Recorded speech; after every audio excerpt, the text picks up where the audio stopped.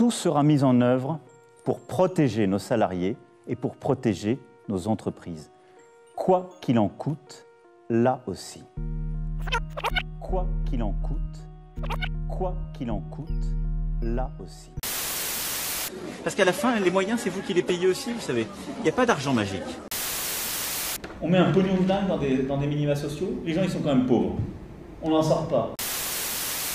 Mais globalement, les profs, il y a un moment, faut y aller. Faut y aller le 11 mai. Josépha, nous vivons l'agonie d'une civilisation. La fin d'un monde. Ceux qu'on trouve dans les réanimations, désormais aujourd'hui, ce sont ceux qui, au début du confinement, ne l'ont pas respecté. On met trop de pognon, on déresponsabilise et on est dans le curatif. Les Français ne pourront pas acheter de masques dans les pharmacies parce que ce n'est pas nécessaire quand on n'est pas malade. Et sur la santé, c'est pareil. Tout le système de soins que je repensais, c'est aller vers plus de prévention, mieux organisé pour responsabiliser, y compris les acteurs de soins.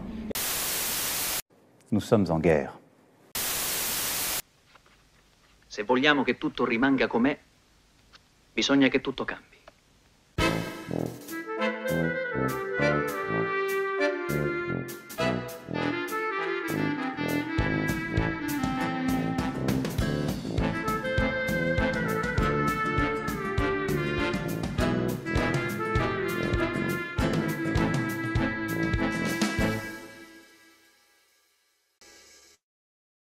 Bonjour à toutes et tous, bienvenue pour cette deuxième des répliques du Big Bang avec une grande question d'époque, je dirais.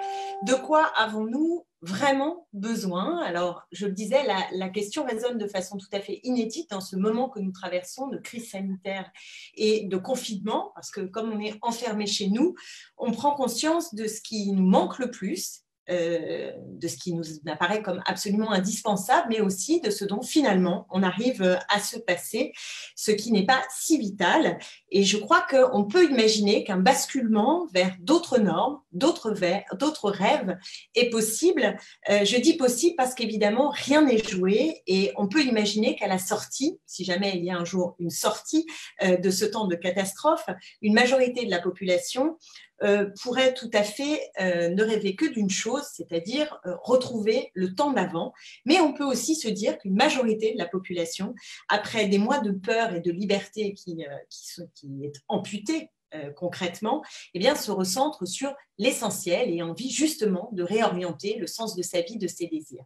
La réflexion sur nos activités et nos besoins, elle est évidemment intime, personnelle, c'est ce que nous vivons pour beaucoup dans ce moment de confinement, mais elle est profondément collective également.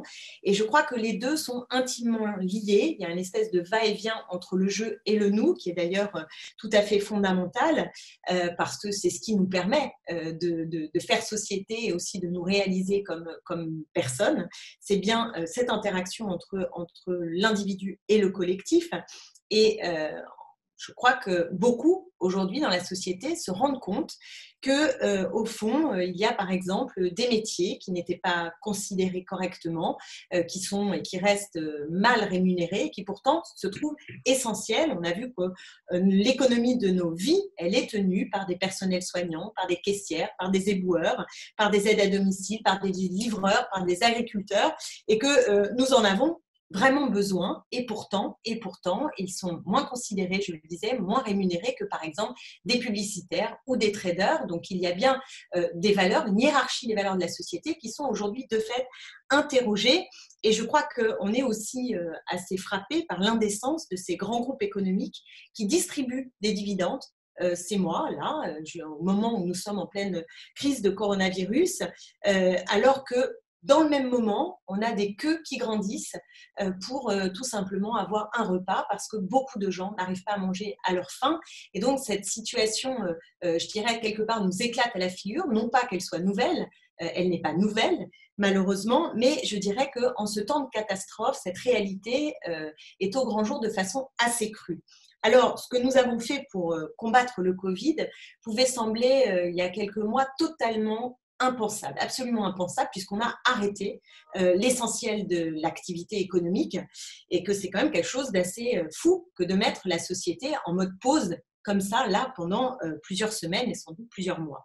On sait en plus que, évidemment, ça a un coût économique, social, que ça nous met potentiellement en danger avec la récession qui vient, la paupérisation qui pourrait s'en suivre, si on ne change pas de modèle de développement. C'est-à-dire, si on prend les mêmes recettes, on peut aboutir à une situation extrêmement tendue. Et c'est là, me semble-t-il, que commence la politique, parce que, comme l'a notamment noté le philosophe Bruno Latour, qui dit « si tout est arrêté, tout peut être remis en cause, infléchi, sélectionné, trié, interrompu pour de bon ».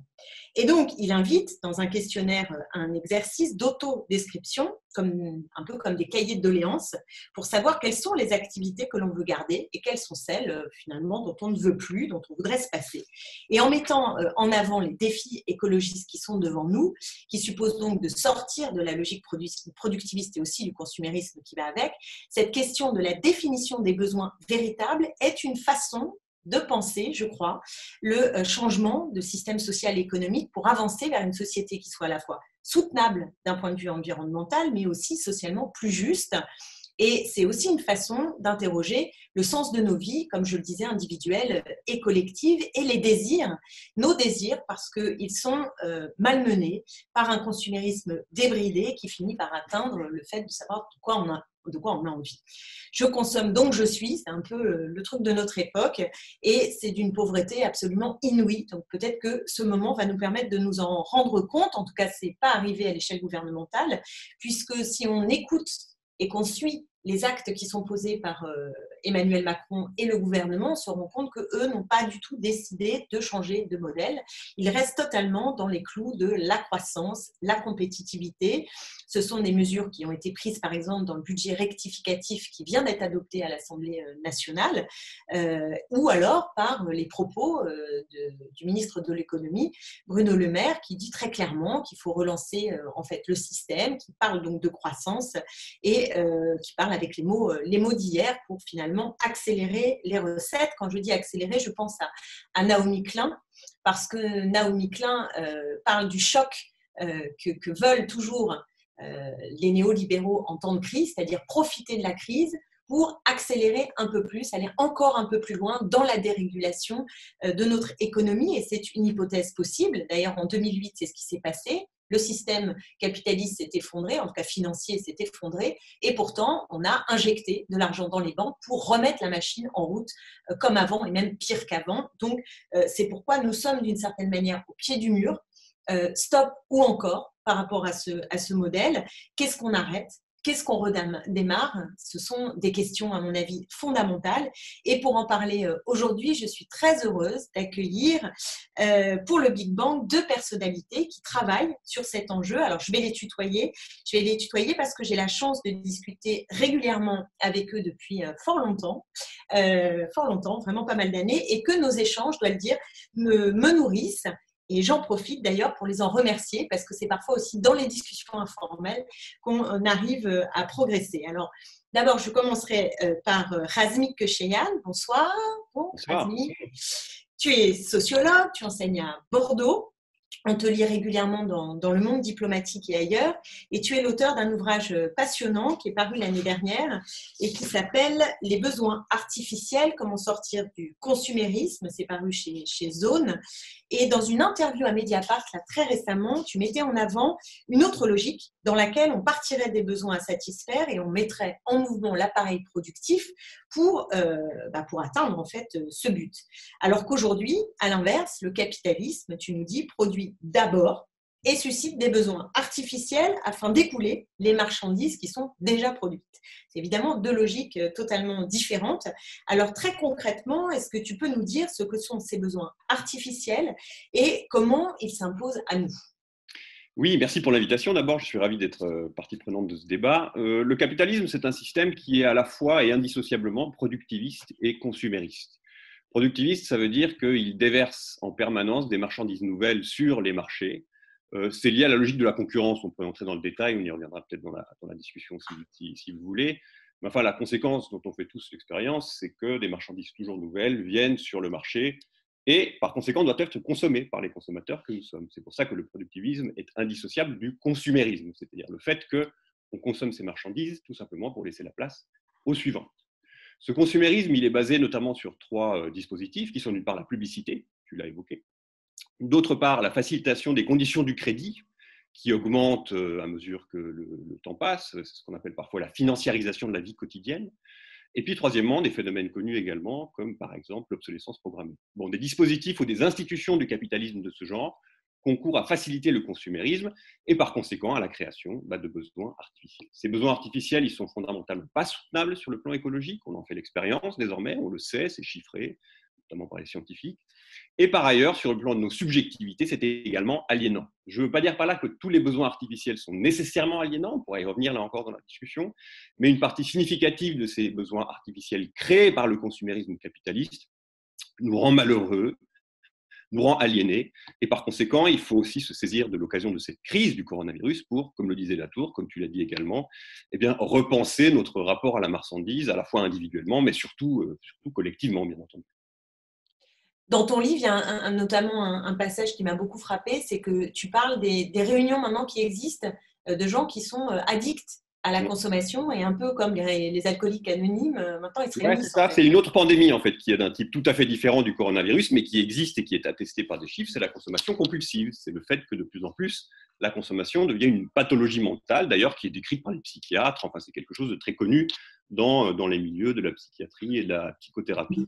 Et donc, en effet, je consacre un chapitre de mon ouvrage à ce phénomène. On n'est pas tous des consommateurs compulsifs, ce n'est pas du tout mon message, mais il me semble que c'est un phénomène qui est parlant pour nous aider à réfléchir à ce que c'est que notre rapport à la marchandise plus globalement. Et donc, l'une des en effet, préconisations des psychiatres, c'est de socialiser la consommation, c'est-à-dire de sortir l'individu de son tête-à-tête avec la marchandise et de faire en sorte que désormais une partie significative de nos choix de consommation ne se fasse plus à l'échelle individuelle, mais d'une manière ou d'une autre collectivement. Alors évidemment, ça reste à réinventer ou à réinventer. Ça, c'est pas du tout facile d'imaginer quelle forme ça pourrait prendre, ça, ces formes de consommation collective. Ça existe déjà, évidemment, par exemple les AMAP, ce genre de choses.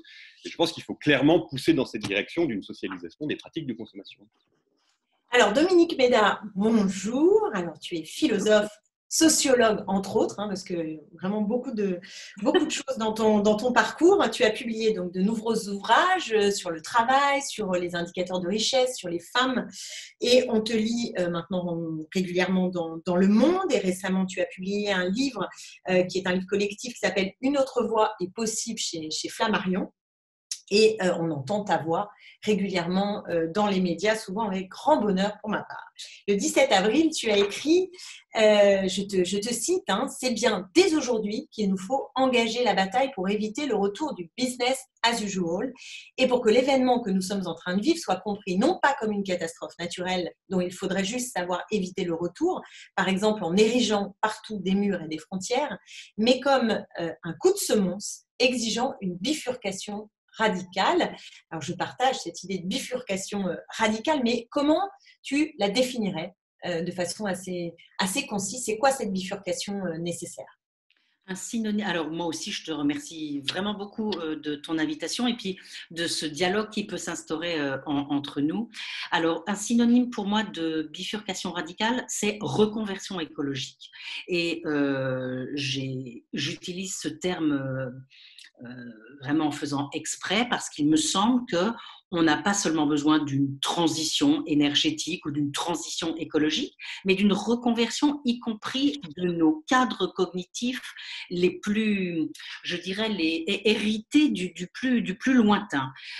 C'est pour ça que je suis très intéressée par ce que dit Razmig quand il met en cause le capitalisme. Je suis assez d'accord, mais j'ai presque envie de dire que ce que je mets en cause, moi, ça va encore plus loin peut-être, ou ça remonte encore plus loin, parce que le productivisme et le consumérisme, je me demande s'ils ne viennent pas encore d'avant. Est-ce que vous vous souvenez de la fable de Mandeville, par exemple, donc tout début 17e, où en effet on nous vante l'intérêt de consommer le plus possible, de produire le plus possible, de gaspiller même, et puis on a tout un héritage, l'héritage de la modernité, Descartes, Bacon, etc., Adam Smith évidemment, qui nous disent que plus on produit, et mieux c'est. Et il y a derrière une sorte de projet de la modernité. Je pense à un philosophe comme Hegel. au début du 19e. En gros, ce qu'il nous dit, c'est il faut détruire la nature. Il l'écrit à un moment, hein, il faut détruire la nature pour mettre de l'humain à la place. Donc voilà, je me demande si c'est pas, alors je ne veux pas mettre l'humanisme en question, mais je me demande si on ne doit pas vraiment revisiter la totalité de notre héritage, et donc il faut revoir tous nos cadres cognitifs, trier dans la modernité ce qu'elle nous a amené, et notamment pour moi un de mes sujets depuis une vingtaine d'années, c'est le cadre cognitif que constitue cette convention qui est le PIB et l'obligation de croissance. Donc moi, je milite avec mes camarades Jeannie Catrice et Gadret pour une société post-croissance, c'est-à-dire pour se débarrasser de ce système de comptabilité nationale qui est une norme universelle aujourd'hui et qui nous demande de croître perpétuellement.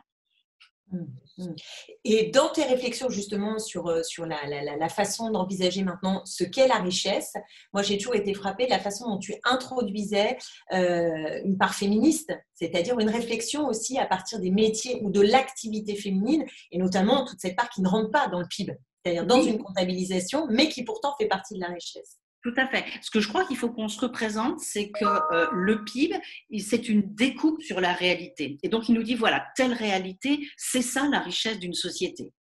Or, ce PIB, hein, dont la croissance, quand on parle de croissance, c'est la croissance du PIB. Ce fameux PIB, c'est vraiment une découpe extrêmement limitée sur la réalité, puisqu'il oublie, comme tu le dis, des choses absolument essentielles, hein, tout ce qui se passe à l'intérieur du foyer, le travail domestique, les activités familiales, amoureuses, amicales et tout ce qu'on veut. Mais aussi, son grand inconvénient, c'est qu'il ne braque pas le projecteur sur les patrimoines qu'on utilise pour fabriquer la production. Donc, on a une sorte d'obsession de la production et de la consommation sans jamais que l'on regarde ce que devient ou le patrimoine naturel ou ce qu'on pourrait appeler le patrimoine social, mais notre cohésion sociale en quelque sorte. Et ça, évidemment, c'est complètement dramatique parce que ça veut dire qu'on n'a aucun signal d'alerte et qu'on peut avoir un gros PIB. Hein, la norme de comparaison des performances des pays, c'est le plus gros PIB par habitant, je dirais, et une société... Très viril. C'est celui qui a le plus gros PIB. Exactement. Et une société ravagée derrière tout ça.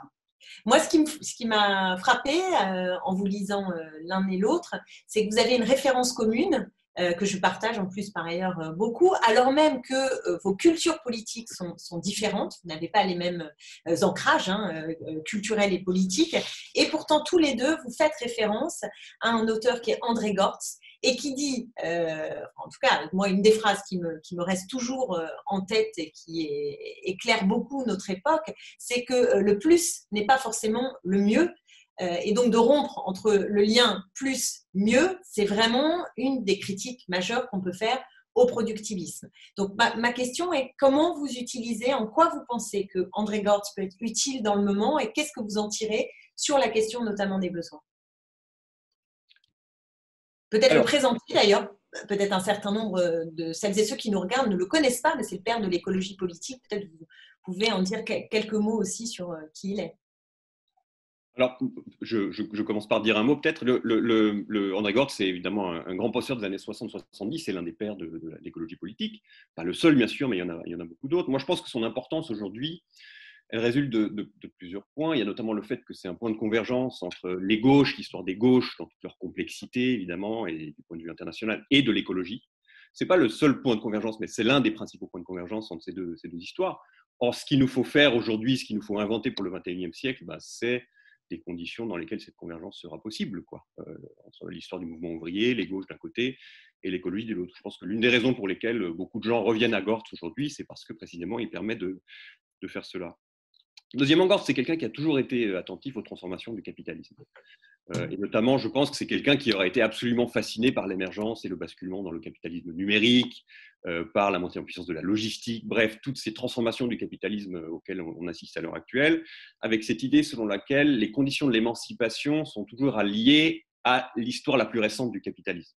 Donc, c'est en d'autres termes, dans un contexte très précis que la pensée de l'émancipation peut prendre racine d'une certaine manière, et par conséquent, il faut comprendre le système dans lequel on vit pour pouvoir ensuite comprendre ce qui est possible à chaque époque. Donc ça, c'est quelque chose qui était très présent chez lui. Et puis, troisièmement, c'est quelqu'un qui a toujours développé aussi une critique qualitative du capitalisme, et pas seulement quantitative, je veux dire sur les salaires, par exemple, ou sur les inégalités, ce qui est aussi évidemment nécessaire.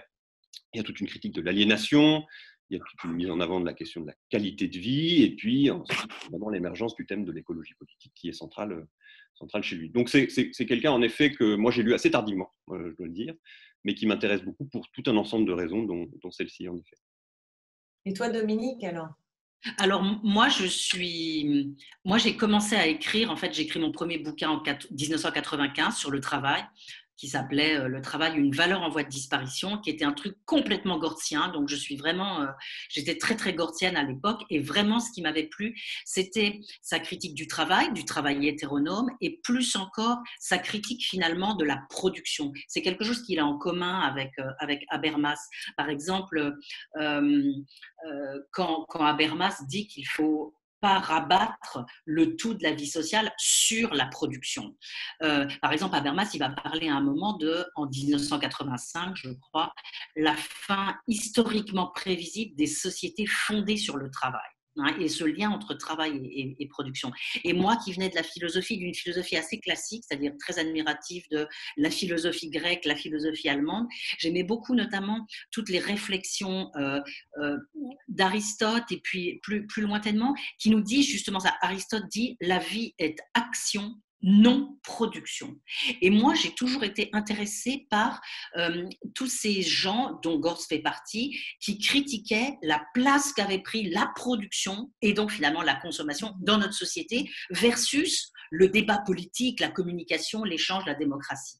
Et donc, par exemple, mon premier bouquin, qui a souvent été un peu critiqué parce que le titre était fort quand même, mon premier bouquin, il consistait à dire il faut réduire la place du travail pour laisser plus de place à la démocratie, au débat politique, à la politique faite par chaque citoyen, quoi. Donc voilà, moi, Gortz m'a beaucoup apporté pour ça, aussi pour sa critique du capitalisme. Je l'ai plus suivi, notamment sur ses réflexions sur l'automatisation et sur son éloge du revenu universel. Là, j'ai senti un désaccord avec lui. Et moi aussi, mais il y revient lui-même à la fin, enfin, c'est un peu compliqué. Tout à fait. Mais peut-être qu'on peut, à partir de Gortz, voir aussi une difficulté devant laquelle on bute. En tout cas, moi, je n'ai pas trouvé les réponses dans Gortz, parce que ce sont des réponses très compliquées. Tu l'abordes, Razmik, dans ton livre sur les besoins, qui est la question de la définition démocratique des besoins. Parce que une fois qu'on a dit ça, il faut définir nos besoins. C'est très compliqué d'imaginer qui les décide, comment en tout cas on met en mouvement un processus démocratique qui permet cette bascule, de savoir parce que pendant très longtemps, en gros, le mouvement ouvrier se posait la question du partage des richesses, c'est-à-dire on produit et comment on fait que ce qui est produit est redistribué. Sauf qu'aujourd'hui, la question qu'on se pose, c'est qui décide de ce qu'on produit, pas simplement de comment on le partage. Et on voit bien que là, ça devient compliqué parce que ce ne sont pas simplement les salariés ou indépendants, je veux dire, enfin ceux qui travaillent concrètement, qui doivent décider, ce sont aussi les usagers, ce sont les citoyens. Et donc, comment on organise tout ça? Est-ce qu'il faut aller vers une logique où, au fond, c'est la politique par le biais de l'État qui organise tout et une planification quelque part érigée un peu d'en haut? Est-ce qu'on a d'autres méthodes qui sont plus participatives et plus démocratiques d'une certaine manière voilà. Et donc, je voudrais vous interroger là-dessus, c'est que je pense qu'on est là devant un défi qui est très important, c'est comment on avance sur la question de la définition des besoins. Peut-être Razmik? Ouais, très bien. Il y a évidemment plusieurs points à soulever. Ce sera forcément un mélange de démocratie représentative et de démocratie directe. On ne va pas réinventer complètement les choses. Évidemment, il y a des innovations à mettre en œuvre ou à réexpérimenter, mais on a évidemment besoin de parlements et de parlements qui fonctionnent, pas comme le Parlement actuel. Enfin, je veux dire, des parlements qui soient revitalisés. Et il y avait tout un tas de débats au cours de la dernière décennie sur la 6e République et ces expérimentations du point de vue institutionnel qu'il faudrait reprendre à la lumière de la problématique écologique. Il y a notamment une proposition de Dominique Bourg que je trouve très intéressante, qui est la proposition de l'Assemblée du futur, dont vous avez sans doute entendu parler, qui consiste à dire qu'il faudrait ajouter une 3e chambre de l'existante, qui serait l'Assemblée du futur, et qui serait chargée de tout ce qui concerne le long terme, avec notamment un pouvoir d'alerte. Ce ne serait pas un pouvoir législatif à proprement parler, mais un pouvoir d'alerte qui serait véritablement conséquent, quoi. Et cette 3e chambre, elle serait constituée notamment de scientifiques, de représentants des mouvements sociaux, et pourquoi pas d'une part, par exemple, de représentation, de tirage au sort, etc.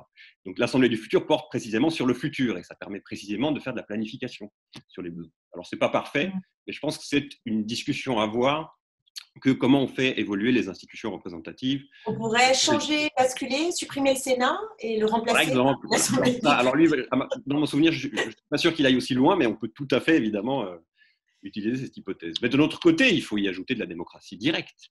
Il y a depuis une trentaine d'années une myriade d'expérimentations en matière de démocratie participative, mais il me semble que dans la plupart des cas, ces expérimentations, elles ne portent pas sur l'essentiel, c'est-à-dire d'une part les choix productifs, c'est-à-dire l'économie, et d'autre part les choix d'investissement.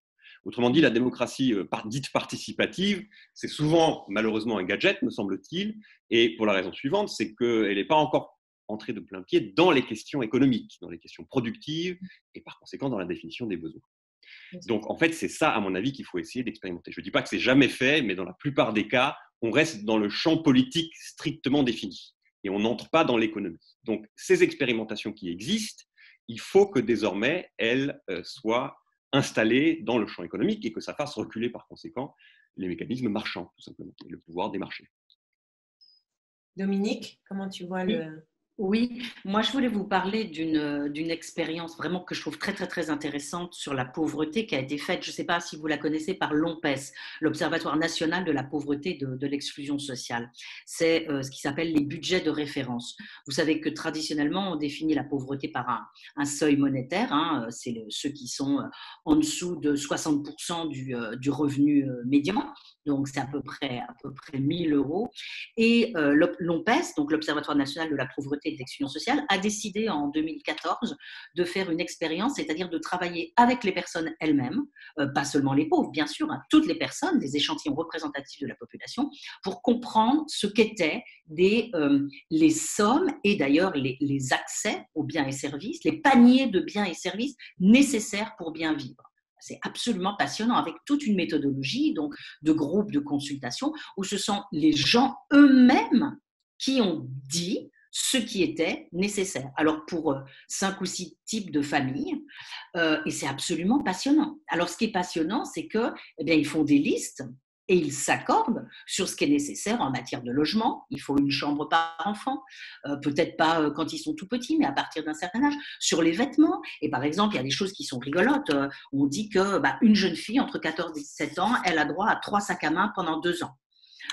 Donc ils vont hyper loin et je trouve ça absolument passionnant, le plus passionnant étant que ce à quoi ils arrivent globalement quand on le transforme en somme monétaire, en valeur monétaire, on arrive à peu près à 1 500 € pour une personne seule, ce qui est évidemment bien plus haut que le seuil classique de pauvreté. Donc voilà, il y a des expérimentations qui ont été faites avec les gens et ça donne des résultats absolument passionnants parce que les gens parviennent à s'accorder. Et puis autre chose pour rebondir aussi sur ce que Razmik vient de dire, c'est qu'il me semble que certes les usagers doivent bien sûr participer, mais si on démocratisait vraiment les entreprises et si on faisait un peu à la manière de ce que propose ma collègue Isabelle Ferreiras en Belgique, elle pense qu'il faut une chambre des travailleurs, une chambre des apporteurs de capitaux et que ce sont ces 2 chambres qui élisent les dirigeants, donc une sorte d'égalité, hein. Il me semble qu'à ce moment-là, les considérations sur ce qu'il faut produire et comment il faut le produire seraient évidemment bien mieux prises en compte. Et d'ailleurs, on le voit dans la crise du Covid. Si redémarrer ou non l'entreprise était une question posée par les salariés, résolue par les salariés eux-mêmes, je pense qu'on n'aurait pas tout à fait la même réponse. Je veux dire, chez Amazon sans masque, ça ne se passerait pas comme ça. Et à d'autres endroits, peut-être que d'ailleurs des salariés seraient capables de s'organiser pour se protéger et maintenir et continuer l'activité. Mais même au plan macro, ce qui vient de se passer là à l'Assemblée, c'est-à-dire les 20 milliards donnés sans aucune condition, je ne pense pas que les Français l'auraient accepté. C'est pour ça que pour moi, ça me gêne, enfin tu es bien placé pour le savoir, mais je suis extrêmement gênée par le fait que cette assemblée qui a été élue dans un contexte donné soit en même temps celle qui prend des décisions aussi importantes pour les 20 années qui viennent. Important, ces 20 milliards là dont tu parles. Je ne sais pas si tout le monde a bien suivi, y compris parmi celles et ceux qui nous regardent, mais il s'agit d'une enveloppe d'aide exceptionnelle pour des grandes entreprises, sans aucune contrepartie en matière environnementale ou sociale, ce qui, dans le moment que nous traversons, est assez impressionnant. Et quand je le compare, parce que en ce moment, c'est particulièrement indécent au peu d'efforts qui est fait pour soutenir les familles qui sont en détresse aujourd'hui, où la ministre m'expliquait hier que c'était 15 millions d'euros qui étaient donnés pour des chèques, et puis vraiment quelques misères d'aide pour seulement ceux qui touchent les minima sociaux, donc ceux qui sont exclus de tout ça, je ne vous dis pas. Donc c'est extrêmement tendu, injuste, et en tout cas toujours dans les mêmes clous. Alors, je voudrais maintenant venir justement sur le foisonnement qu'on observe aujourd'hui de tribunes, de pétitions, de textes d'intellectuels, de responsables associatifs, de syndicalistes, etc., qui disent quelque part des choses fortes du côté de la pensée critique, du côté gauche, du côté de l'émancipation humaine, forte et assez convergente, me semble-t-il, parce que ce qu'on lit globalement, c'est qu'il faut profiter de cette crise pour changer, prendre au sérieux les urgences sociales et environnementales, mettre en cause la loi du profit et la société de consommation. Et ce cadre-là, avec aussi l'exigence démocratique, c'est quelque chose qu'on retrouve dit autrement, mais un peu partout. Alors, moi, j'ai vraiment envie de vous demander si vous diriez, comme moi, qu'une forme, sinon de consensus, mais en tout cas de langue commune se dégage de ces prises de position, et ça, de ce point de vue, c'est assez nouveau, ou est-ce que j'ai mal lu et vous observez plutôt des dissensus, des controverses, des lignes de clivage très forts dans ce camp large des forces de transformation sociale et écologiste. Dominique, tu veux commencer peut-être? Oui, en effet, il y a beaucoup de textes qui disent qu'il faut rompre avec tous les dogmes et toute la doxa qui nous a mis dans cette situation. Et là, je pense que toute la gauche est d'accord. Donc, on entend rompre avec le néolibéralisme, réarmer l'État, renflouer les services publics, etc. Donc, je pense que là, on peut vraiment construire des choses ensemble. C'est clair que toute la gauche peut se retrouver là-dessus. Maintenant, moi, je crains qu'il y ait, comme d'habitude, un peu, ou bien des mots valises derrière lesquels on met un petit peu tout et on n'est pas absolument d'accord sur le concret, ou bien encore des désaccords. J'en cite quelques-uns. Il me semble que sur le revenu universel, on n'est pas encore tous d'accord. Même si, alors en fait, par exemple, la deuxième version du revenu universel portée dans la campagne Hamon, je pense qu'on serait tous d'accord sur cette version-là. C'est une hausse des minima sociaux. Alors, hausse des minima sociaux, ouverture à 18 ans et versement automatique et individualisation, ce qui est déjà pas mal, je trouve. Et puis, alors, quand même, sur la question qui est celle qui m'intéresse le plus, de la critique du PIB, de la critique de la croissance, etc., moi, je ne suis pas sûre que toute la gauche soit encore d'accord. Or, c'est absolument fondamental, c'est-à-dire sur la profondeur de la reconversion qu'on doit accomplir. Par exemple, moi, je serais pour relativiser l'usage du PIB et utiliser l'empreinte carbone et l'indice de santé sociale, qui a été fabriqué par ma collègue Florence Jany-Catrice. Et pour un rationnement des émissions de gaz à effet de serre personnelles au niveau des entreprises, au niveau de la nation. Et ça, je ne suis pas sûre qu'une partie de la gauche soit d'accord avec. Je crains qu'on nous reproche, en gros, un retour en arrière. On nous reproche. Razmig. Oui, moi je suis tout à fait d'accord sur le constat, changer de modèle, y compris sur le diagnostic sur l'origine de la pandémie, l'effondrement de la biodiversité, ça a été dit par plusieurs tribunes, par plusieurs textes, le retour de l'État, de la dépense publique, la nécessité en même temps de démocratiser l'État, évidemment renforcer les services publics et notamment hospitaliers, tout ce qui concerne le soin, mais plus généralement, la rupture avec l'austérité, avec la dictature des marchés financiers. Bon, disons, les conditions d'un programme commun des gauches, appelons ça comme ça, qui soit bien à gauche, sont à mon avis clairement réunis. Évidemment, il reste toutes sortes de points de débat importants, le revenu garanti, mais je ne vois pas le revenu garanti étant vraiment un point de clivage qui empêcherait d'avancer sur toute une série d'autres points autour desquels, en gros, je vois bien, je pense que c'est un débat tout à fait passionnant et important, De même, je pense que sur les questions de décroissance matérielle ou de rationnement, comme ça dépend de la manière dont on veut en parler, je pense qu'on a quand même beaucoup convergé, beaucoup progressé, y compris dans des traditions, par exemple, marxistes ou marxisantes, où on ne serait pas forcément spontanément de ce côté-là au départ, hein, il me semble. Donc ça, c'est… Non, je voulais juste ajouter un point qui est qu'il ne faut pas oublier le fait que de l'autre côté, c'est à droite, ils sont aussi en train de se mettre en ordre de bataille, quoi. Il y a des moments, moi je suis très attentif parce que j'aimerais en faire mon prochain bouquin, travailler sur les intellectuels de droite. Je précise, je fais une incise, Razmik, pour dire que tu as fait un livre remarqué qui s'appelait Hémisphère gauche, justement sur la pensée critique à gauche. Et donc l'idée de l'hémisphère droit, c'est la pensée à droite. Exactement. Et donc, cette crise du coronavirus, évidemment, c'est l'occasion pour les intellectuels au sens large. Hein, j'utilise un concept intellectuel qui est très large. Ça inclut tout un tas de gens qui ne sont pas que des universitaires. Autour de la fermeture des frontières, autour de la volonté de faire repartir l'économie au plus vite, autour de la limitation des libertés publiques. Enfin, il y a tout un tas d'élaborations à droite aussi.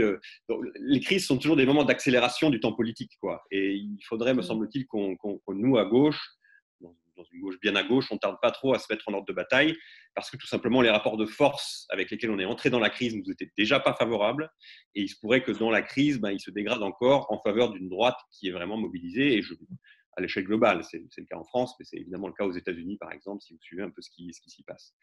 Donc je pense que… Oui, pardon. Vas-y.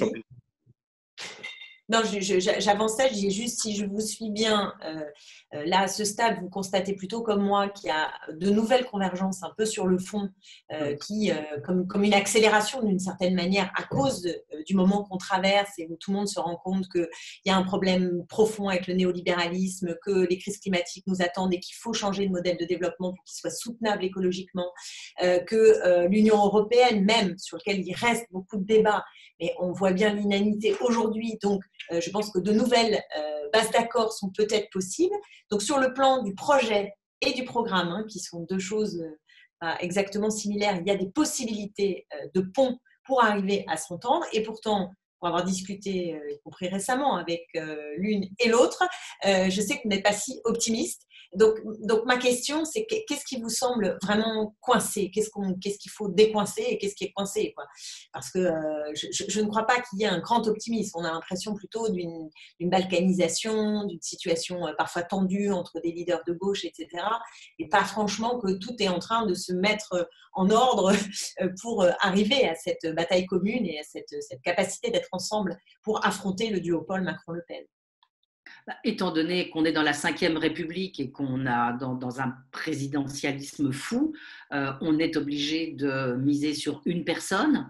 Or, on va avoir beaucoup plus qu'une seule personne qui va réclamer nos suffrages à gauche. On peut penser qu'on va en avoir beaucoup, entre lesquels on ne va encore pas pouvoir trier, auxquels on ne va pas pouvoir demander de bien vouloir renoncer. Donc, il faudrait absolument que du côté de ce qu'on appelle, en effet, je suis d'accord, sans doute pas très bien, les intellectuels ou les mouvements sociaux, on arrive à s'accorder sur le programme qu'on vient de parler, avec quelques grandes lignes, et qu'on demande à l'ensemble des partis et des personnes qui vont vouloir se présenter à gauche, à la suprême. Je ne sais pas, est-ce qu'il faut organiser un tirage au sort? Je n'en sais rien, mais là, vraiment, la responsabilité de ceux qui vont y aller va être énorme.